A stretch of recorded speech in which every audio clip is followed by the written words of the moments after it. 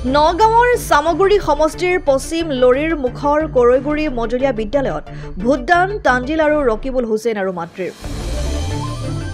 সামগুৰি সমষ্টিৰ কংগ্ৰেছৰ প্ৰাৰ্থী তানজিল হুছেইন।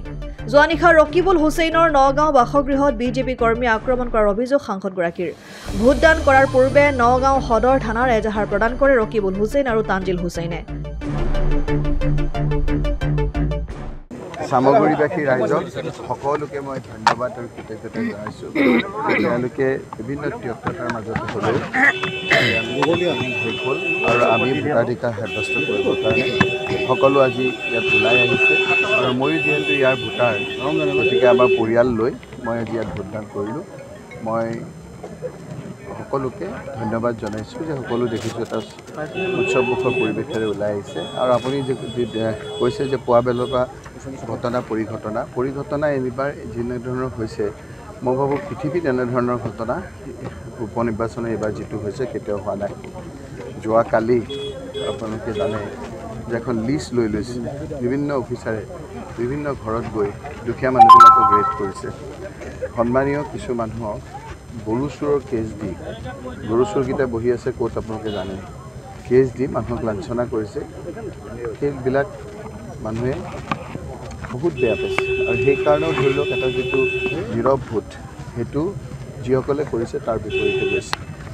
আজি যোৱাকালি নোহোৱা নপূজা কথা মুখ্যমন্ত্ৰী ডাঙৰীয়াকো প্ৰায় 2টামান বজাত এটা আপলোড কৰিছোঁ। মোৰ নগাঁৱত থকা ঘৰত কেইবাজনো লোকে আহি অস্ত্ৰ লৈ বিভিন্ন ধৰণেৰে বেয়া কথা কৈ মোক আক্ৰমণ কৰি একদম ক'ব নোৱাৰা কিছুমান কথা কৈছে। আজি মই ৰাতিপুৱা ইয়ালৈ আহিবলগীয়া হৈছে। অহাৰ আগতে মই নগাঁও সদৰ থানাত মোৰ পৰিয়াল হৈ মই এজাহাৰ দিবলগীয়া হৈছে। এজাহাৰৰ কপিটো আপোনালোকে তাত পাব। আজি এই ফটোখন আপোনাৰ আপলোড কৰিছে তেওঁলোকে ইয়াত অহাৰ আগত তলত কৰি তেওঁলোকে এইটো মোৰ ঘৰত 1টা বজাত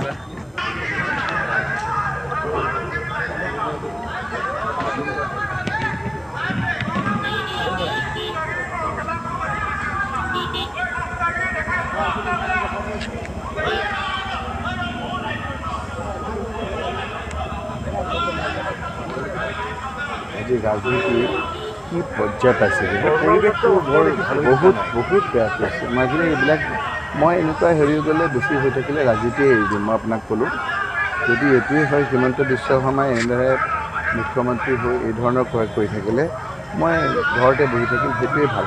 এইবিলাক আৰু তিতা কেহা তেওঁলোকে কৰা ঘটনাবিলাক আকৌ আমাক চুৱে, আমি কৰা বুলি কয়। বহুত অস্থিৰ। এতিয়া আপোনাক তেওঁলোকক নধৰে, কিন্তু যিবিলাক সৎ দুখীয়া মানুহ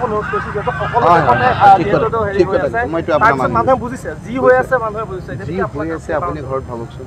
ৰাতি মই পৰিয়ালটোক ভাগৰে যুগৰে গৈ পেলাই শুই থকা অৱস্থাত 1টা 2টাত যদি তেনেকুৱা অস্থিৰ, মোৰ জীৱনতো হোৱা নাই তেনেধৰণৰ কথা। আমাৰ এইখিনি জেগাত তেনেকুৱা নহয়। আজি কি হৈছে, কিয় এইবিলাক উদগনি জনাইছে? যদি প্ৰথমেই যদি আপোনাৰ শিৱামণি বৰাৰ ঘৰটো আমাৰ যিটো গাড়ী চলিছে সেইটোৱে যদি একশ্যন হ'লহেঁতেন, এইটো মানে এনেধৰণৰ আজি আৰু যোৱাকালি জানে কি কৰিছে মই আপোনালোকে দেখাম। যোৱাকালি মুখ্যমন্ত্ৰী ডাঙৰীয়াই সকলো পৃথিৱীৰ নিয়ম কানুন ভাঙি তেওঁ নিজেই কেম্পেইন কৰিছে। যোৱাকালি নিৰ্বাচনী বিধি সম্পূৰ্ণৰূপে ভংগ কৰি ৰাতি তাকো 2টা বজাত তেওঁ এজন মানুহ পঠিয়াই দিছে। কেনেকৈ ঘৰৰ পৰা ওলাই তেওঁ গৈছে, তেওঁ যিটো কৰিছে, এইফালে তেওঁ পূৰা এজেঞ্চি লগাই বিভিন্ন অফিচাৰ লগাই বিভিন্নজনৰ ঘৰ ৰেড কৰিছে আৰু ইফালে আপোনাৰ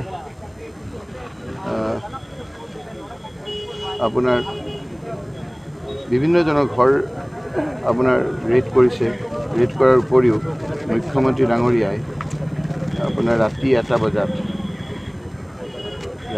বজাত তেওঁ ভিডিঅ' কল কৰি কেম্পেইন কৰিছে যে এইটো চবতে ওলাইছে, সেইটো মই আপোনালোকক দেখাই দিম। এইটো ভিডিঅ' কল কৰি তেওঁলোকে মুখ্যমন্ত্ৰী ডাঙৰীয়াই আজি আপোনালোকে সকলোৱে ওলাবই। মাননীয় মুখ্যমন্ত্ৰী ডাঙৰীয়া, মই নিজে 2টা বজাত এটা ৰিকুৱেষ্ট কৰিছোঁ যে মোৰ ঘৰত থকা এই কথাটো অকণমান আপুনি চাব লাগে। মই ৰাতি এই ভিডিঅ'টো আপলোড কৰিছোঁ আৰু 2:26 এইজন মুখ্যমন্ত্ৰীক ছ'চিয়েল মিডিয়া নহয় মই নিজে হোৱাটছএপত নিজৰ পাৰ্চনেল নাম্বাৰত মই কৈছোঁ যে মোৰ ছিকিউৰিটিৰ কাৰণে 2:26 গতিকে মই কৈছোঁ যে on 13/11/2024 at about 1 AM 12-15 numbers of goons and miscreants armed with deadly weapons came in 4 vehicles to my residence at Nagaon town. They tried to enter into my residence. They vandalized in front of my residence, abused and threatened me and my family members. They came with the intention to kill me and my family members. You are advised to take necessary action in this regard and ensure safety and security of mine and family members. Rokibul Hussain, MP Dhubri HPC, মাননীয় মুখ্যমন্ত্ৰী ডাঙৰীয়া মই বিনম্ৰভাৱে এইটো অনুৰোধ কৰি এইটো পঠিয়াইছোঁ কাৰণ মোৰ ঘৰখনে খুব ভয় খাইছে ৰাতি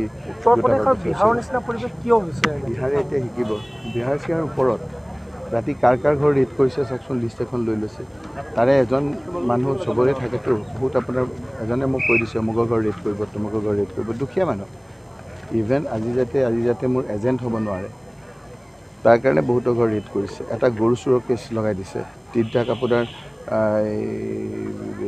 কোনো নাই তেওঁ চিৰু নামৰ চিৰাজুদ্দিন বুলি মানুহটো ঘৰ যিটো লগাইছে কোনো ধৰণৰ ইনচিডেণ্টৰ লগত জড়িত কোনো কেম্পেইনিঙতো আপোনাৰ বহুত দূৰ তেওঁকো আপোনাৰ নি এনেকুৱা ধৰণৰ 109 লগাইছে এটেম্প টু মাৰ্ডাৰ কেছত আসামী বনাইছে গতিকে এই ধৰণৰ কাম অকল এজনেই কৰিব পাৰে পৃথিৱীত এইজন হ'ল আমাৰ মাননীয় মুখ্যমন্ত্ৰী প্ৰথমতে মই সামগ্ৰীবাসী ৰাইজক ধন্যবাদ জ্ঞাপন কৰিছোঁ যে ইমান খুটাঘাট বা ইমান বেয়া কাম কৰাৰ পিছতে স্বতঃস্ফূৰ্তভাৱে চব ওলাই আহিছে আৰু চবকে মই অনুৰোধ কৰিছোঁ যোনে এতিয়াও ঘৰত আছে তেওঁলোকে আহি পেলাই ভোট দিয়ক কিয় ভোট দি পেলাই নিজৰ যোনটো অধিকাৰ সেইটো আপোনালোকে পালন কৰক আৰু আপোনালোকৰ যোনটো ৰিপ্ৰেজেণ্টেটিভ হ'ব বা বিধায়ক হ'ব তেওঁ আপোনালোকে নিজৰ হাতেদি নিজে আপোনাৰ নিৰ্বাচিত কৰক মই এইখিনি কৈছোঁ মই আছিলোঁ আক্ৰমণৰ সময়ত মই একচুৱেলি আমাৰ ইলেকশ্যন আছিলে আজি যোনটো আছে তাৰ কাম কৰি আছিলোঁ তাৰপিছত যে বাহিৰত হুলস্থুল শুনা পালোঁ তাৰপিছত ময়ো ওলাই যাব বিচাৰিছিলোঁ কিন্তু মোৰ যোনটো এটা PSO পাইছোঁ PSO কৈছে আপুনি যাব নালাগে আমি চাই আছোঁ তাৰপিছত আপোনালোকে যি ভিডিঅ'ত দেখা পাইছে সেইটোৱে আপোনালোকে মানুহ চিনাক্ত হৈছে আমি ইতিমধ্যে নগাঁও সদৰ থানাত আমি এটা FIR দি আহিছোঁ তাৰ নাম আছে আপোনালোকে FIRখন যদি বিচাৰি আপোনালোকে সদৰ থানাত যায় FIRখন পাব আপোনালোকে নামকেইটা পাব নামকেইটা তাত উল্লেখ কৰা আছে তাৰপিছত আপোনালোকে কি ব্যৱস্থা আইনৰ ওপৰতো আমাৰ বিশ্বাস আছে আইনে যি ব্যৱস্থা ল'ব আমি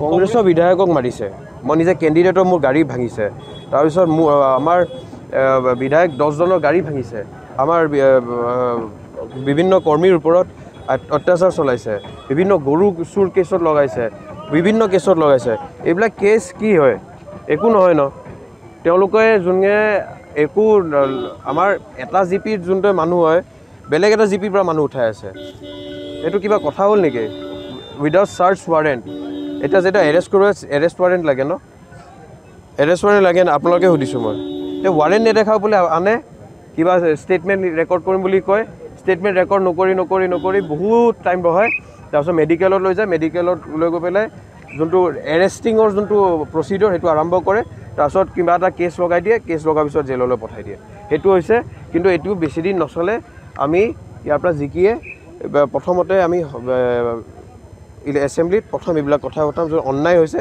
আমি ন্যায় চবকে দিম